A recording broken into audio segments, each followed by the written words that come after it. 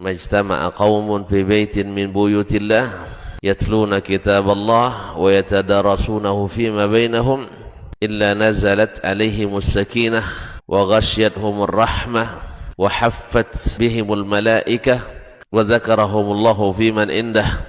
Tidaklah suatu kaum duduk di salah satu rumah Allah membaca ayat-ayat Allah dan sama-sama mempelajarinya kecuali turun kepada mereka as-sakinah, ketentraman dan kenyamanan. Wa ghasyiyatuhumur rahmah, dan mereka diliputi pula oleh rahmat, kasih sayang dari Allah Subhanahu wa taala. Wa haffat bihimul malaikah, dan mereka pun dikelilingi oleh para malaikat, karena malaikat suka majlis-majlis zikir dan ilmu. Wa dzakarahumullahu fiman indah, dan Allah akan banggakan sebut-sebut mereka di kalangan malaikat-malaikat yang ada di sisinya, di masyarakat atas. Mudah-mudahan kita termasuk yang sering disebut-sebut di sisi Allah di kalangan para malaikat, dan di akhir majelis ini mudah-mudahan kita pula mendapatkan seperti yang tersebut dalam hadis qudsi, qumu maghfuran lakum, silahkan berangkat meninggalkan majelis ini dalam keadaan diampuni dosa-dosa kalian. Alhamdulillahillazi khalaqa fasawwa wallazi qaddara fahada. Ashhadu an la ilaha illallah wahdahu la syarika lah jalla wa ala, wa ashhadu anna Muhammadan abduhu wa rasuluhu an-nabiyul mukhtar mustafa sallallahu alaihi wa ala alihi as-sadati asy-syurafa wa ashabihi al-kiramin nubala wat-tabi'ina lahum bi ihsan ila yaumil iqabi wal jazaa. Ashhadu amma ba'du fa usi nafsi wa iyyakum ayyuhal muslimun wa ayyatuhal muslimat bittaqwa fa inna ajsadana 'ala an-nari la taqwa wa tazawwadu fa inna khairaz zadi at-taqwa. Ya ayyuhallazina amanu taqullaha haqqa tuqatih wa la tamutunna illa wa antum muslimun. Kaum muslimin dan muslimat, al-hadirin wal hadirat, wal musyahidin wal musyahidat, wal mustami'in wal mustami'at, bapak dan ibu-ibu, jemaah salat subuh di Masjid Zaid bin Thabit radhiyallahu anhu Pekanbaru, atau yang mendengarkan melalui 91,1 FM, ataupun yang menyaksikan melalui media dimanapun berada.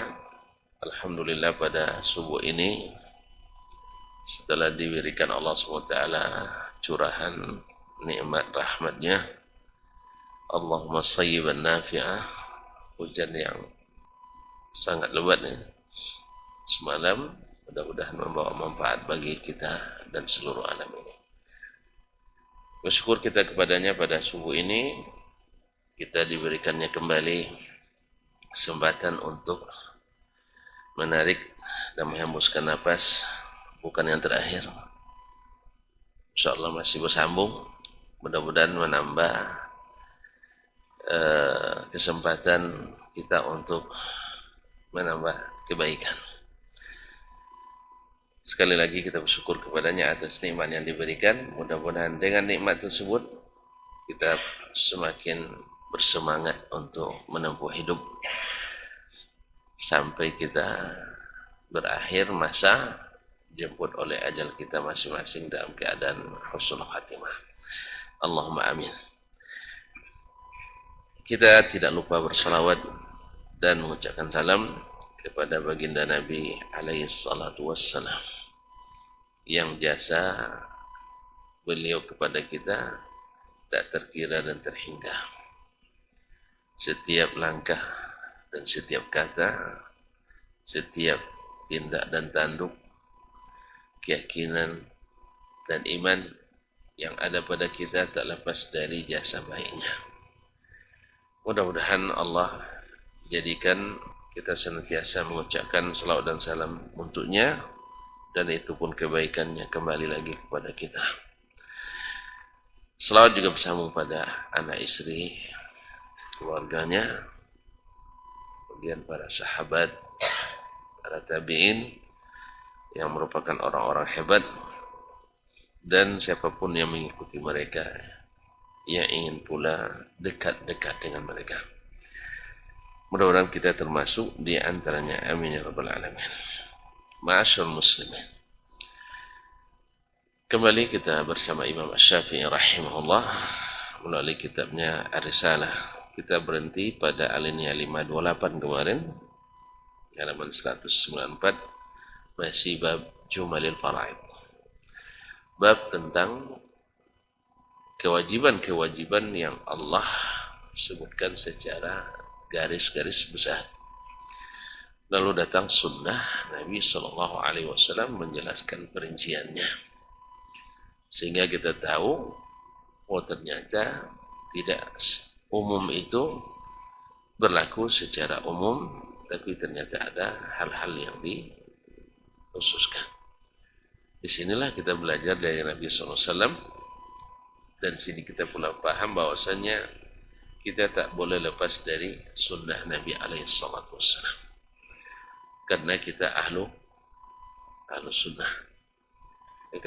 Jadi ahlu sunnah harus selalu berpegang teguh dengan sunnah, jangan dicampur dengan yang non sunnah.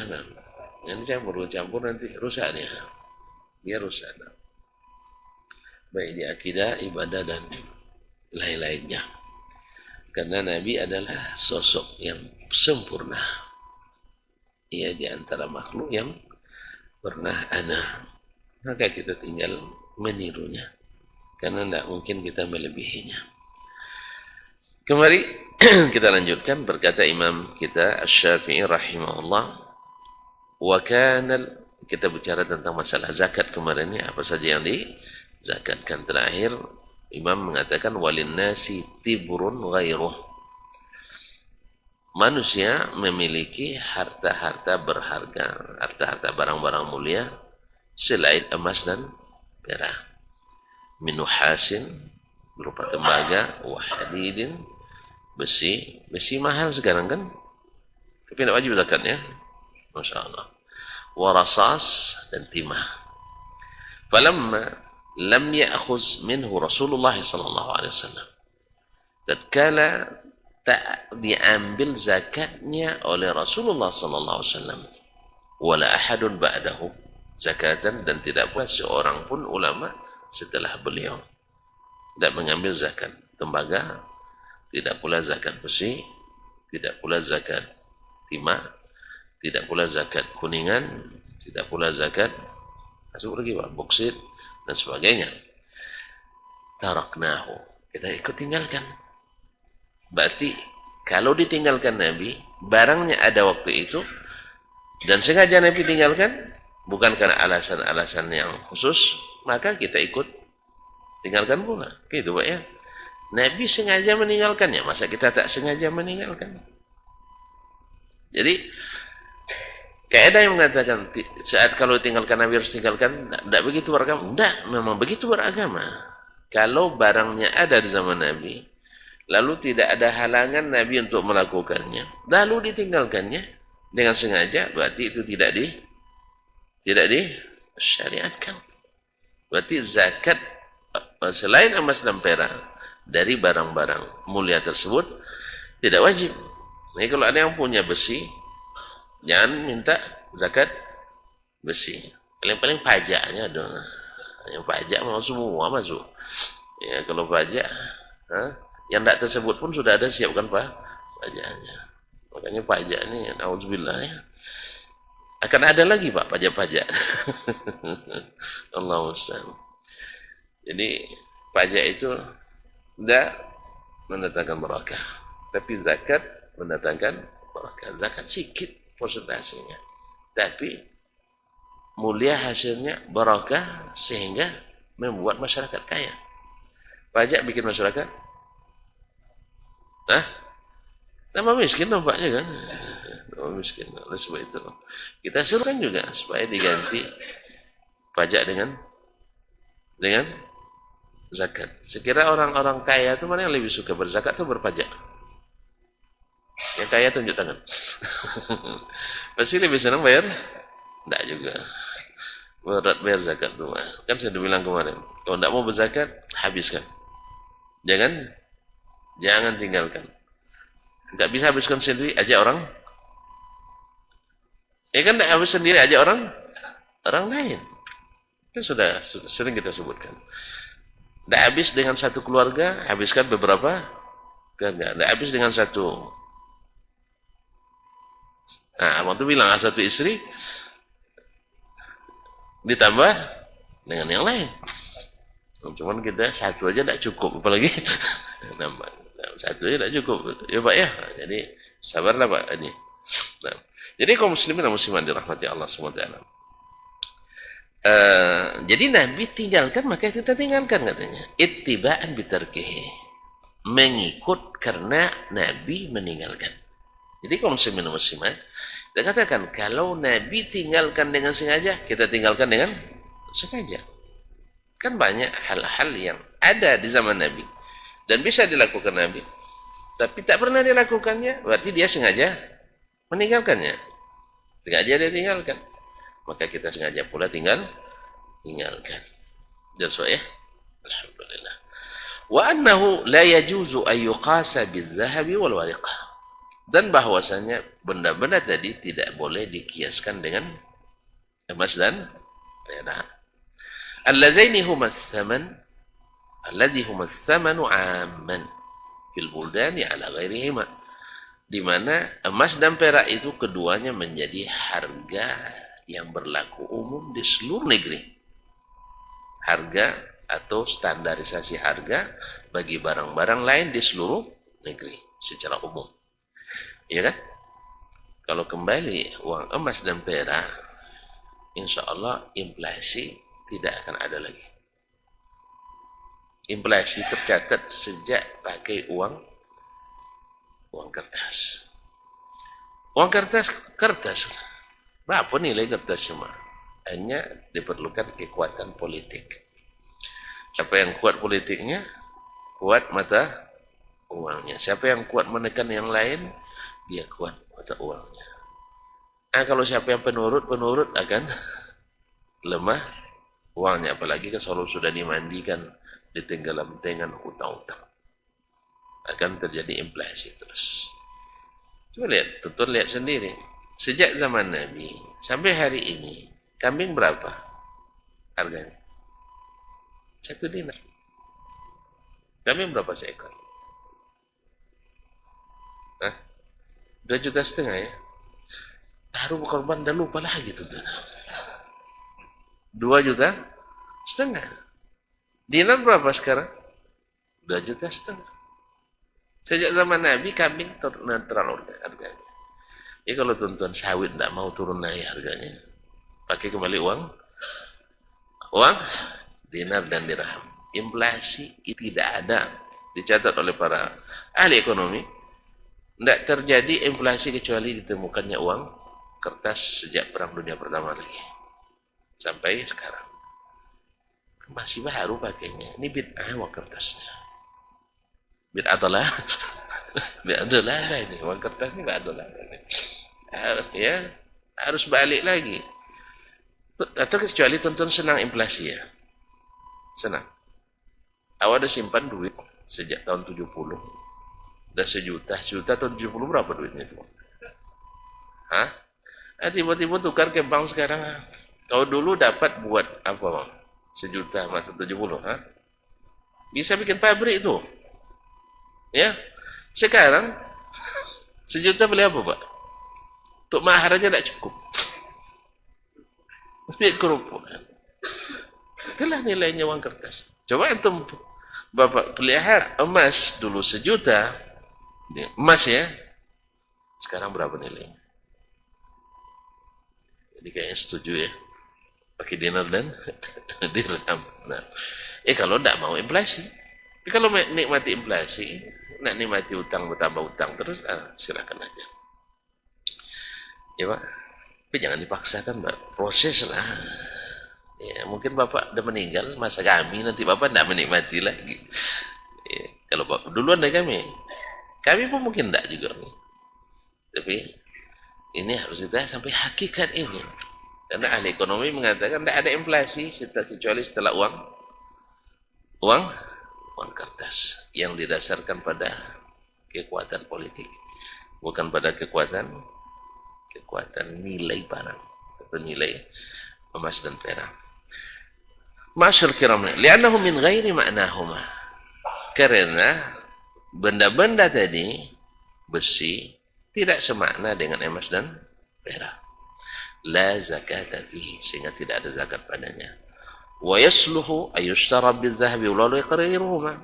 Dan dengan emas dan perak boleh dibeli barang-barang selain keduanya. Minat tibri, berupa barang-barang yang berharga, atau batu-batu tibir itu barang tambang yang mulia, ila ajalin ma'lum, sampai waktu yang ditentukan, wa bi waznin ma'lum, dengan ukuran atau timbangan yang ma'lum. Artinya emas dengan emas, perak dengan perak tidak boleh dijual kecuali cash, naqdan. Tapi emas dengan barang lain boleh dijual tidak cash atau kredit. Nah, boleh diangsur dengan takaran yang sudah ditentukan. Ya, maka tidak, emas dengan yang lain tidak berlaku riba, tapi emas dengan perak akan terjadi riba. Wa kana al-yaqut. Nah, sekarang beliau menyambung, wa kana al-yaqutu waz-zabarjad aktsara thaminan min dhahabi wal warqah. Dan berlian serta mutiara atau mutiara dan berlian lebih banyak atau lebih besar nilainya, harganya dari emas dan perak. Betul. Mana yang mahal, mutiara daripada emas? Mutiara ya. Ada yang punya? Saya nak nengok aja. Nah, nak nengok aja. Pinjam nengok aja. Ada yang mau? Nah, kalau pinjam pakai apa lagi? Bagi kaum muslim. Mutiara lebih mahal dari emas dan perak. Falamma lam ya'khuz minhuma Rasulullah SAW. Tatkala Nabi tidak mengambil dari keduanya zakat. Nabi tidak mengambil zakat dari barang yang lebih mahal dari emas dan perak. Walam ya'mur bil akhzi, dan tidak pula beliau perintahkan sahabat mengambil daripadanya. Wala man ba'dahu alimnahu, dan tidak pula ada ulama setelah mereka, setelah Nabi maknanya, yang juga mengambil zakat dari mutiara dan berlian. Wa kana malal khassah, dan keduanya adalah harta yang istimewa, harta yang khusus. Hanya kalangan tertentu yang bisa memiliki, orang-orang yang tertentu yang bisa memiliki. Tidak semua orang bisa memilikinya. Awak pun misalnya kau sempat dapat mutiara, tidak juga kita pakai, ya tak? Ibarat orang kampung dulu pergi mucuk pergi memukat tahu, menjala pandai. Kalau mucuk tidak tahu ya, tanya cutan anak. Jadi pergi cari ikan, dapat ikan segar. Kalau di kampung dulu ada kopi, ada bagau, ada lelen, ada macam-macam lah ikan-ikan yang enak-enak itu. Bukan dimasak, dijual. Habis itu beli maco. Beli maco. Maco tahu? Ikan bilis. Jadi ikan segar dijual, beli ikan bilis. Mana yang mahal, ikan segar apa ikan bilis? Ikan segar. Mana yang sehat? Sehat juga. Kenapa? Jadilah bukan kelas kita makannya gitu. Awak kelas mencari aja. Kelas mencari. Yang makan orang lain. Awak kelasnya maco, maka tembilannya maco. Kan tampilannya maco bergaya ya. Nah, gaya boleh tapi isi tak ada. Masyarakat kiram. Padahal itu harta yang kelas tertentu. Wa ma la yuqawwamu bihi ala ahadin fi syai'in istahlakahu an-nas li'annahu ghairu naqdin lam yu'khas minhuma. Apapun yang tidak dijadikan sebagai harga untuk membeli sesuatu yang dipakai oleh manusia karena dia bukan uang, lam yu'khas minhuma, tidak diambil zakatnya. Berarti alasan diambil zakat dari barang mulia adalah karena dia menjadi standar harga. Dia menjadi alat tukar beli jual beli. Mutiara lebih mahal tapi tak zakat. Apa sebab? Sebab tidak dijadikan alat tukar atau alat jual beli. Berarti ilah yang tersimpan pada emas dan perak adalah sebagai alat tukar atau alat jual beli. Disinilah kenapa para ulama mewajibkan zakat uang kertas. Karena dia menjadi alat jual beli. Jelas pak? Andainya uang kita terbuat dari plastik, wajib zakatnya? Uang terbuat dari plastik. Bapak, uang plastik dulu tidak dizakatkan rupanya. Kan ada dulu uang plastik ya, dari plastik. Sekarang ada lagi tidak? Karena mana-mana perginya. Pada disimpan semua orang kayaknya. Nah, jadi kaum muslimin mana? Kenapa dizakatkan? Karena dia alat jual beli. Kalau sempat nanti mutiara jadi alat jual beli, kena zakat. Tapi mana mau orang? Kalau sempat hilang satu, ya mana mau orang? Justru nanti kalau jadikan alat tukar, dia akan jatuh harganya. Biarlah jangan jadi alat tukar. Kan kita kertas kita kan tadi karena alat tukar, akhirnya turun harganya. That's right. Kaum muslimin dan muslimat dirahmati Allah SWT. Jadi illah di sini Imam Syafi'i mengistinbat bahwasanya kenapa emas dan perak saja? Karena keduanya ada alat penentu harga. Kenapa yang lain-lain tidak? Karena dia tidak menentu harga. Besi tidak zakatkan. Tapi yang dizakatkan adalah nilai pada harta tadi. Ya Pak, kalau Bapak punya besi satu kontainer, berapa nilainya? Hah? Berapa? Tidak pernah jaga besi. Besi, misalnya dengan nilai 100 juta. Berarti barang dagangan kan? Bahwa kalau punya besi satu kontainer, disimpan atau untuk dijual? Ya masih dijual, berarti barang dagangan. Jadi yang dizakatkan bukan besinya tadi, tapi nilai daripada dagangan tersebut. Jelas? Nah, sama juga, misalnya kita jualan manggis. Bapak punya manggis 1 juta batang. Zakat kan? Waktu panen, zakat panen. Waktu panen zakat kan? Enggak, Pak. Karena dia bukan zakat zara, bukan zakat, kan sudah kaji itu dan bukan zakat tanaman keras, karena tidak masuk yang dizakatkan, karena tidak tahan disimpan dan bukan makanan pokok. Oleh sebab itu yang dizakatkan apanya? Hasilnya. Kalau hasilnya berupa apa? Uang. Kalau uang zakatnya berapa sekali? Kali setah. Kalau sampai nisab. Kalau 1 juta batang, berbuah semuanya. 1 batang 1 ton. Sampai tidak nisab? Hah? Ya, kalau 1 juta batang, kemudian 1 batang 1 ton. Hah? 1 ton ada 1 juta nilainya? Hah? Ada 1 juta? 1 juta rupiah? Lebih ya? Anggap 1 juta saja. Kali 1 juta. Itu aja payah, 1 juta-juta. Pak, sejuta-juta. Iya. Biar lebih tidak terasa banyak lagi. 1000, 1000, 1000, 1000. Berapa tuh Pak? 1 triliun. Masya Allah, Bapak pernah pegang uang banyak. Minimal nengok angkanya.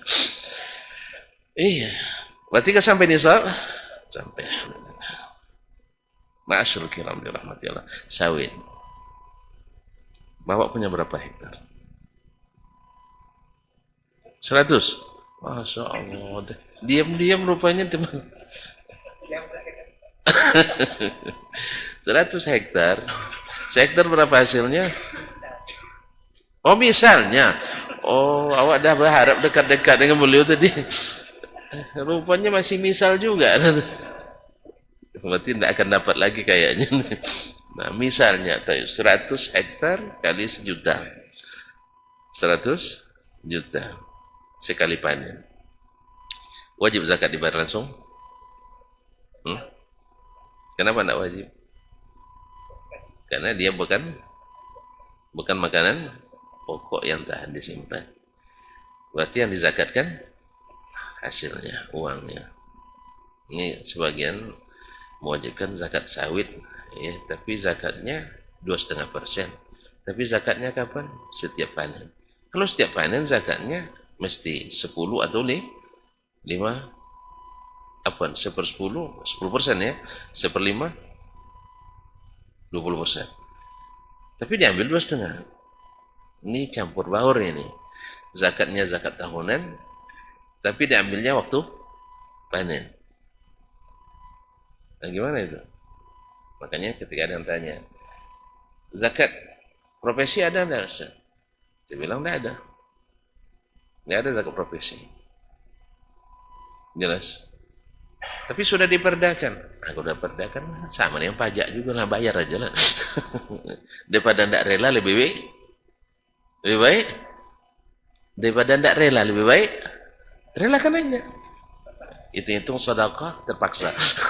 Nah, ya, tapi itu tidak zakat. Artinya, kenapa saya katakan tidak zakat? Bila tuan-tuan punya uang sampai nisabnya, itu tidak mewakili. Itu tidak mewakili. Kenapa? Karena itu zakat profesi, bukan zakat harta. Yang dizakatkan harta, bukan profesi. Jelas kaum muslimin. Harusnya kalau dizakatkan waktu panen, bayarnya 10% atau 20%. Nah, ala kulli hal ini ijtihad sebagian ulama kontemporer. Ya, mudah-mudahan yang berijtihad kalau benar dapat 2 pahala, yang salah mudah-mudahan dapat 1 pahala. Jadi kalau saya tidak termasuk yang tidak mengikuti yang mengatakan itu. Ya, kalau ada yang mengikuti dan yakin dengan itu, cuman tolong dijawab. Kalau memang setiap panennya dizakatkan, mestinya 10% atau 20%, jangan 2,5%. Sebab yang di hari ininya dizakatkan. Nah, lalu ada yang mengatakan nanti tidak.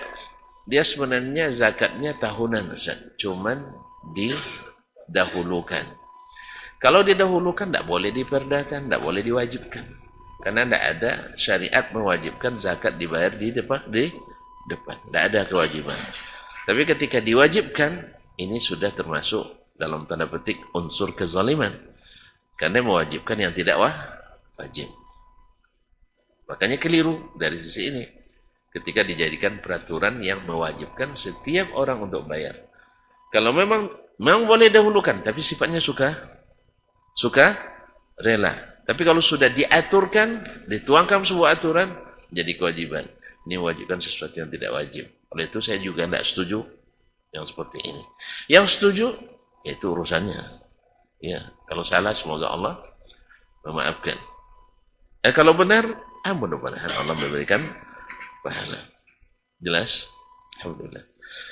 Kaum muslimin dan muslimat. Kemudian beliau mengatakan, "Tsumma kana ma naqalatil 'ammatu an Rasulillah sallallahu alaihi wasallam fi zakatil masyiyati wan naqdi annahu akhadha fi kulli sanatin marrah." Kemudian dinukil secara umum dari Rasulullah SAW. Umumnya ulama menukil dari Rasulullah, artinya umumnya di sini semuanya ulama menukil dari Rasulullah sallallahu alaihi wasallam dalam zakat al-mashiyah, hewan ternak,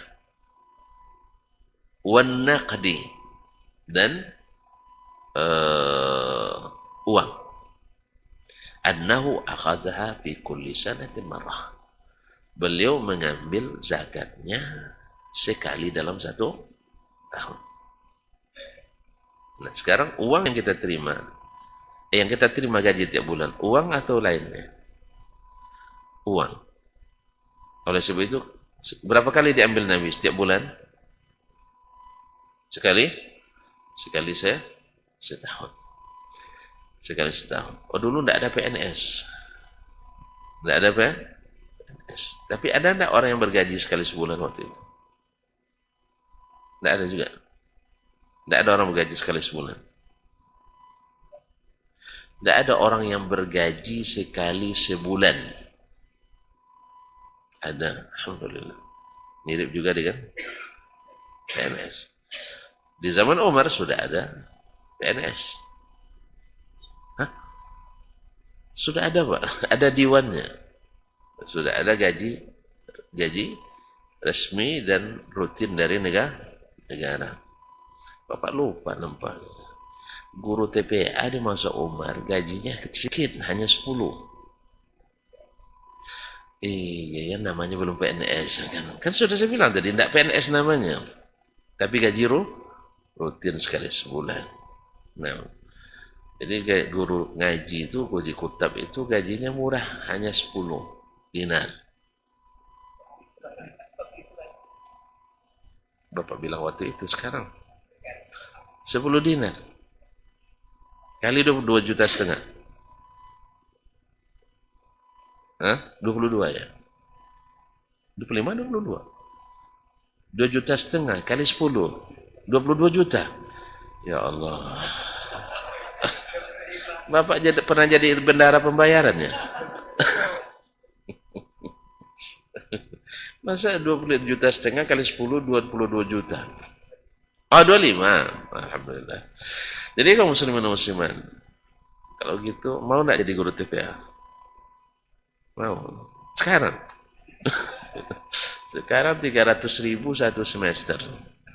Potong pajak. La haula wala quwata illa billah. Tapi alhamdulillah, walaupun demikian guru-guru TPA semangat luar biasa. Karena mereka mengharap yang di sisi Allah lebih besar. Kalau menganggap yang di bumi ini sedikit, maka kita berebut. Kalau menganggap nunggu yang di atas, kita tenang. Tidak ada perebutan. Ya Pak ya? Makanya dunia ini mungkin bikin kita berbantahnya. Dan sampai sebenarnya masih dipotong lagi. 25 jadi 22 setengah. La haula wala quwata illa billah. Baik.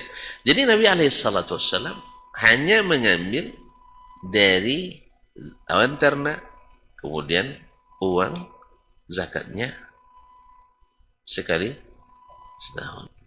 Oleh sebab itu mewajibkan zakat penghasilan berupa uang sekali sebulan ini khilaful ijma', bertentangan dengan ijma' yang dinukil dari Nabi Shallallahu Alaihi Wasallam. Oleh sebab itu sekali lagi saya katakan, walaupun sudah diwajibkan tiap bulan, tapi belum mewakili. Wallahu ta'ala alam. Itu hanya ibaratnya korban kemarin disembelih sebelum salat. Nah. Dan alhamdulillah rata-rata tidak juga wajib zakat kita. Rata-rata kita mustahik, bukan muzakin, tapi sudah diajarkan berzakat. Mudah-mudahan waktu kaya nanti bisa berzakat. Jadi annahu akhadha fi kulli sanatin marrah. Nabi mengambilnya sekali setahun. Wa qala Allah berfirman, wa atu haqqahu yauma hasadihi. Ini masuk kepada zakat hewan atau zakat tanaman. Dan bayarlah haknya, kewajibannya, itu zakat. Puasa itu 60 gantang, atau gantang ya.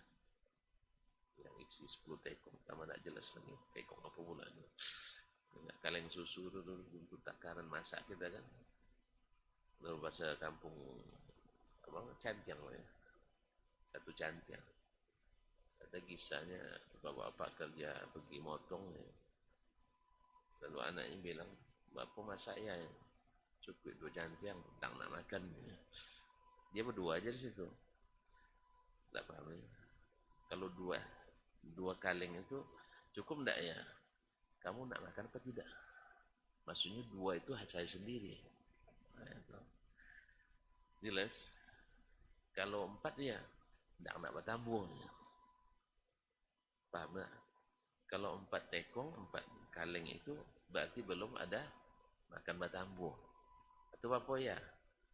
5 ya, sama cik lagi. 6. Jangan orang cantik yang berdua. Ya, orang pergi ke hutan tahunan tuh. Hah? Ya kuat kerja, ya kuat makan. Karena ada cerita sama bapak dan ibu mereka. Orang-orang dari benua apa? Dari Asia. Nah, sudah Pak. Nggak saya lanjutkan ceritanya lah. Nggak saya cerita. Jadi kaum muslimin dan muslimat dirahmati Allah. Jadi ditakar, yes, 5 ausuk. Satu ausuk itu wasak itu adalah 60. Jadi 60 gantang tadi atau 1 sah. 60 sah. Berarti 300 sah. 300 sah itu. Berapa dikeluarkan zakatnya? Jangan lupa lagi. Kalau disiram dengan tak ada hujan, berarti dikeluarkan 5%. Nih. Kalau 10 maaf, 10%. Kalau seandainya disiram dengan biaya, dikeluarkan berapa? 5%. Masya Allah. Nah, sekarang masalahnya kapannya? Yaitu di saat panen. Nah, saat panen ini kan ada yang namanya zabib. Zabib itu adalah anggur yang dikeringkan. Maksudnya apakah waktu basahnya atau setelah dikeringkan? Wallahu alam adalah setelah dikeringkan, karena yang diukur adalah zabibnya. Demikian juga tamar, itu kurma, yaitu yang setelah kurma kering, bukan kurma basah. Karena yang basah belum tahan disimpan. Kalau yang kering baru tahan disimpan. Dan ini yang jadi makanan pokok itu. Jelas? Kalau masih basah, dulu ya, sekarang kan bisa disimpan dengan freezer. Dulu enggak. Kalau yang belum itu, yang belum kering, itu tidak bisa lama disimpan. Sama juga dengan padi. Padi kenapa dijemur dulu?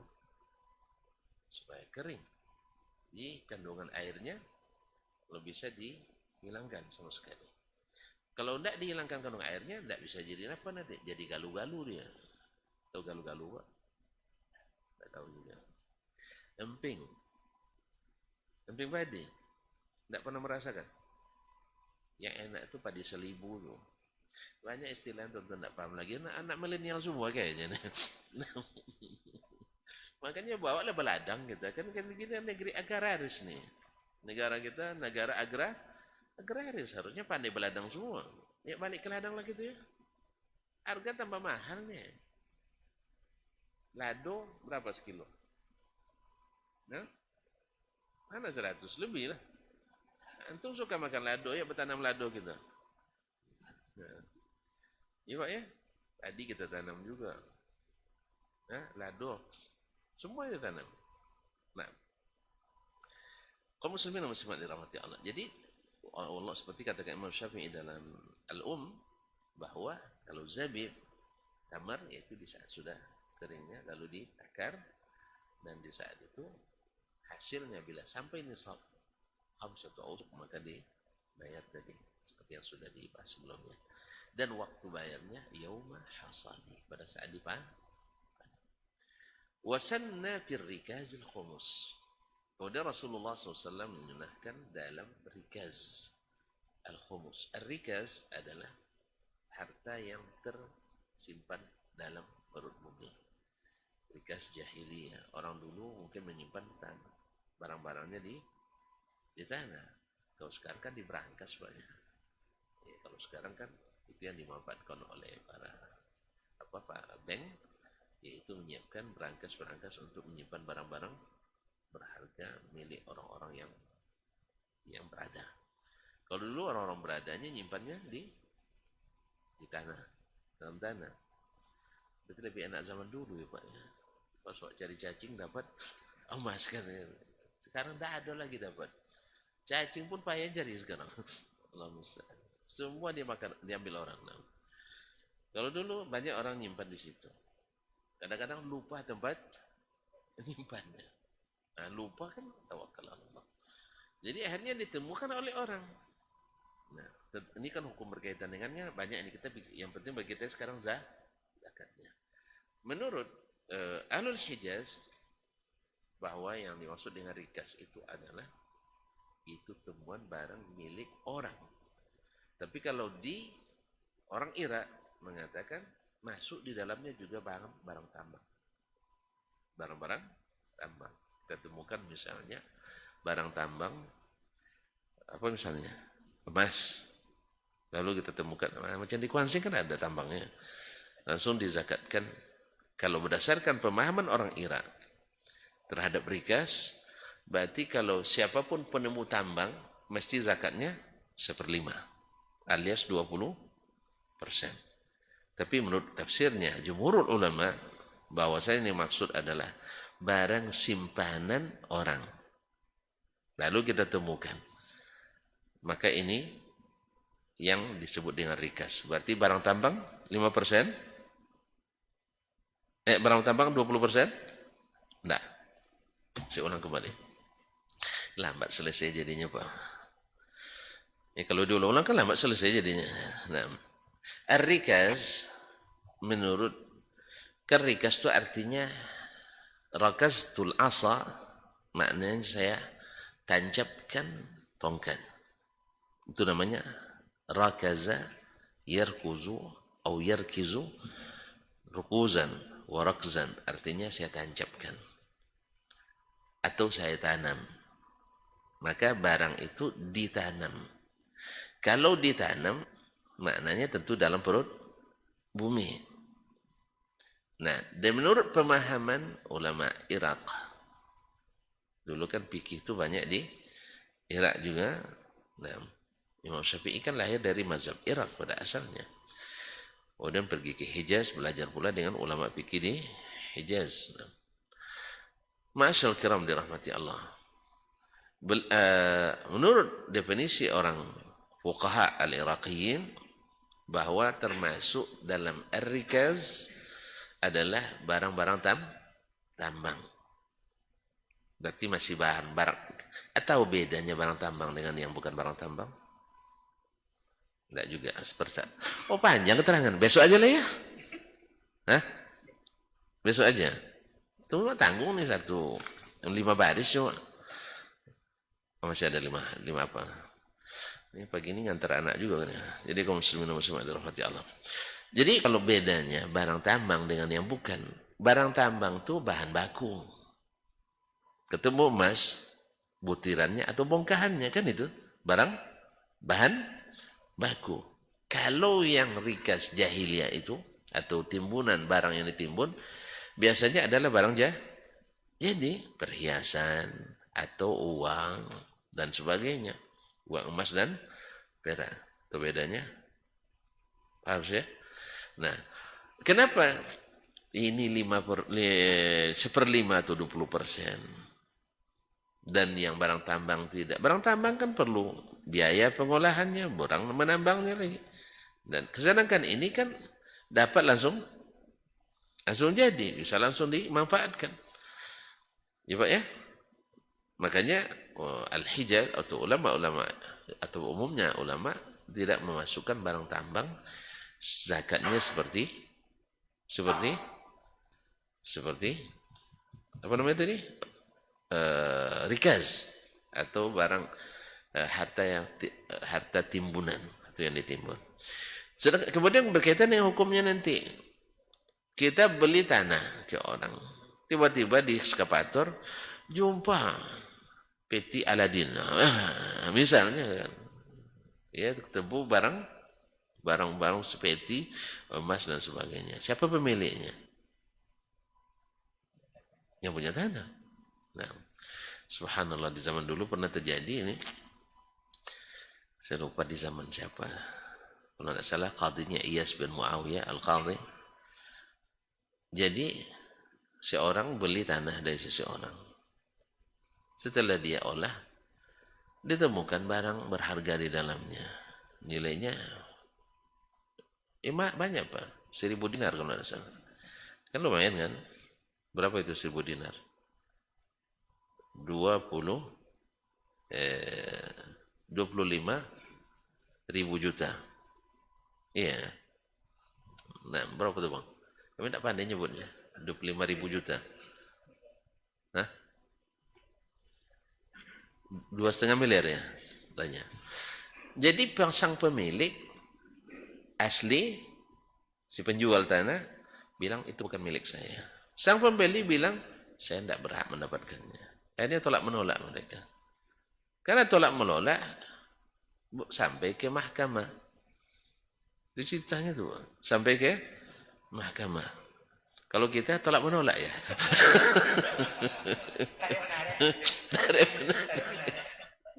Itulah orang di zaman banyak orang bertakwa itu begitu. Jadi yang subuhat dia tidak mau. Saya tidak rasa memiliki katanya. Ya. Dan dicari ke pemilih yang selanjutnya juga tidak ngaku. Jadi akhirnya karena tolak menolak bawa ke qadhi. Qadhi bilang, Bapak punya anak laki-laki? Punya.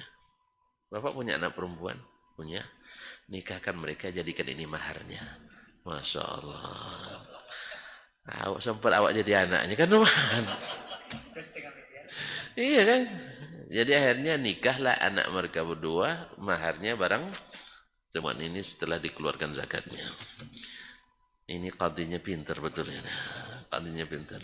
Daripada dia membantah gara-gara saling tolak, lebih baiknya diserahkan ke pihak ketiga. Jadi begitulah orang bertakwa, subhanallah. Kisah lain zaman ini Syekh Muhammad bin Shalih Al-Utsaimin rahimahullah rahmatan wasi'ah. Dia masih sedang berdiri, datang muridnya mau menikah malam nanti, minta Syekh hadir. Saya bilang saya tidak bisa hadir, ada acara. Tolonglah Syekh, saya minta, mohon gitu ya. Sambil begitu-begitu datang orang bawa mobil baru. Syekh, saya disuruh oleh majikan saya ngantar mobil ini, kunci itu mobilnya. Saya bilang, mobil saya masih ada, saya tidak butuh mobil. Majikan saya bilang, Syekh, tidak boleh saya bawa pulang kuncinya sama sekali, apalagi mobilnya gitu. Harus saya terima. Akhirnya saya bilang, kalau gitu nak sama yang mau menikah ini, saya tidak bisa hadir, cuma ini kadonya. Allah, awak tidak dapat pula kayak gitu ya. Nah, coba bayangkan.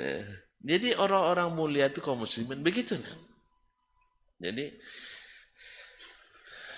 kan sayang sebenarnya.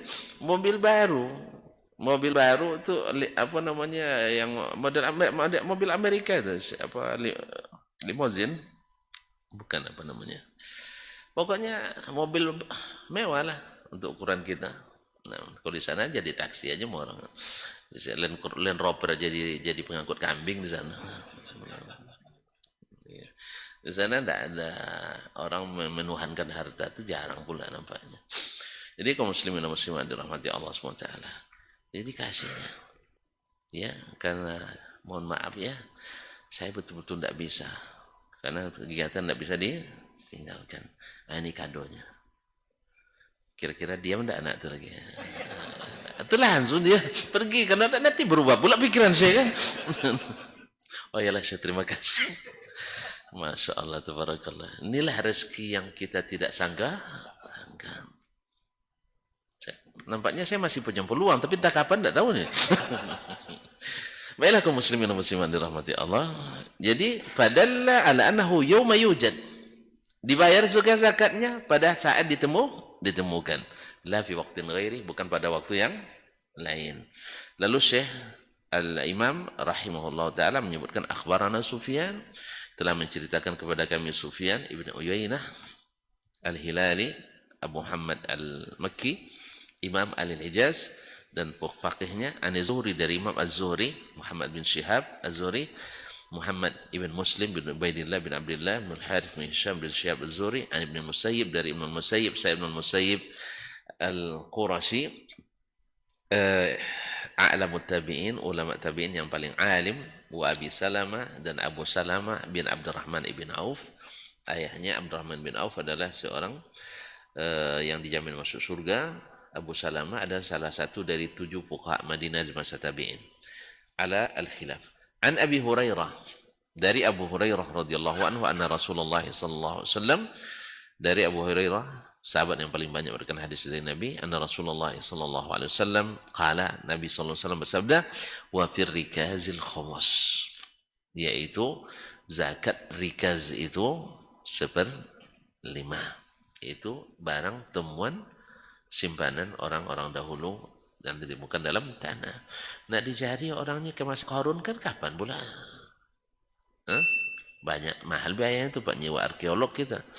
Nah, akhirnya habis dananya untuk itu. Kita tidak diwajibkan untuk itu. Kecuali ada indikator-indikator pemiliknya dan sebagainya, ditulis di situ, misalnya keturunan Syanu misalnya. Ini untuk anaknya yang keturunan keberapa misalnya. Kalau bisa ditelisik, ya kembalikan ke ahlinya. Ini masalah yang tidak diketahui siapa pemiliknya. Walaula dilaratus sunnah kana zahirul Qur'an anna al-amwala kullaha sawa. Kalau bukan karena tunjukkan sunnah, zahirul Quran menunjukkan seluruh harta itu sama, mesti zakatkan. Wa anna zakata fi jami'iha, wa seluruh pada seluruhnya ada zakatnya. La fi ba'dhiha duna, bukan sebagian. Tetapi sunnah menjelaskan tidak semua harta dizakatkan. Oleh sebab itu jangan tinggalkan sunnah Nabi alaihi salatu wassalam. Ini kata passwordnya Pak. Jangan tinggalkan sunnah Nabi sallallahu alaihi wasallam dalam segala sisi dan segala bidang.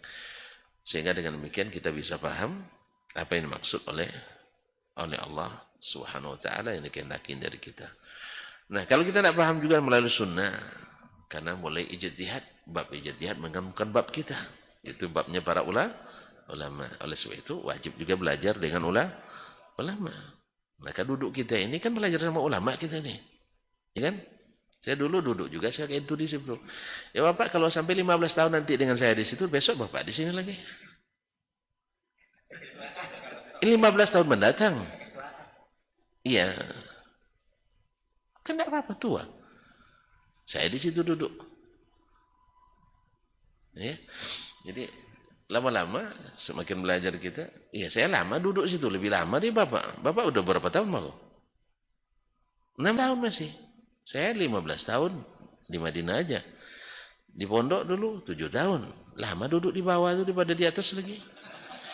Ya, saya di atas baru hitungan 12 tahun masih. Duduk di bawah 30 tahun lebih. Sampai sekarang sering juga duduk di bawah. Jangan sedih Pak ya. Ini mohon maaf saya nih. Nah, hah? Sekarang. Nah, kalau dulu di bawah terus. Jadi karena sabar di bawah, ini nasihat guru kami dulu. Ya, sabar kamu di situ ya. Nanti kamu di sini katanya. Imam Abu Hanifah kan biar pesan sama muridnya Abu Yusuf dulu. Abu Yusuf, jangan copek-copek nunayo. Dan masih hidup ibunya gitu. Ada kisahnya Nabi Yusuf Imam Abu Hanifah ngerjain muridnya. Karena muridnya sudah terlanjur mendapat pujian dari guru, dia merasa pede, dibuka pula majelis di masjid yang sama. Tentu orang suka yang muda-muda kan, tinggal Abu Hanifah lagi, tidak sebanyak yang dulu lagi. Nah, ini kamu bikin macam-macam, saya masih hidup ya, dikerjain. Akhirnya balik lagi Abu Yusuf rahimahullah, dan betul-betul setelah Abu Hanifah pergi dan meninggal rahimahullah, betul-betul Abu Yusuf yang jadi khalifahnya. Ya sabar dulu di situ, ya Pak ya. Insya Allah kalau 15 tahun berarti tinggal 9 tahun lagi. Bapak sudah duduk sini ya. Baik, terima kasih dan mohon maaf. Subhanakallah wa bihamdika asyhadu an la ilaha illa anta astaghfiruka wa atubu ilaik. Wassalamualaikum warahmatullahi wabarakatuh. Di para sahabat itu, kaum muslimin, yang terbayang bagi mereka itu adalah infak, yang terbayang bagi mereka adalah sebuah kebahagiaan, keselamatan di akhirat yang kekal dan abadi di sisi Allah tabaraka wa taala. Semua kita boleh klaim sekarang. Kamu cinta Nabi? Cinta Ustaz. Cinta Nabi? Cinta Ustaz. Termasuk saya. Cinta Nabi? Cinta. Dapat tahunya besok di akhirat. Maka apa kata Nabi sallallahu alaihi wasallam? Amalur rajuli biyadih. Penghasilan yang terbaik adalah pekerjaan yang dilakukan oleh seseorang dengan tangannya sendiri. Wa kullu bai'in mabrur. Dan setiap jual beli yang mabrur. Ini aktivitas ini membantu saya di akhirat atau akan menyulitkan saya di akhirat. Kalau seandainya perbuatan itu ternyata akan menyulitkan kita di akhirat kelak, tinggalkan perbuatan itu.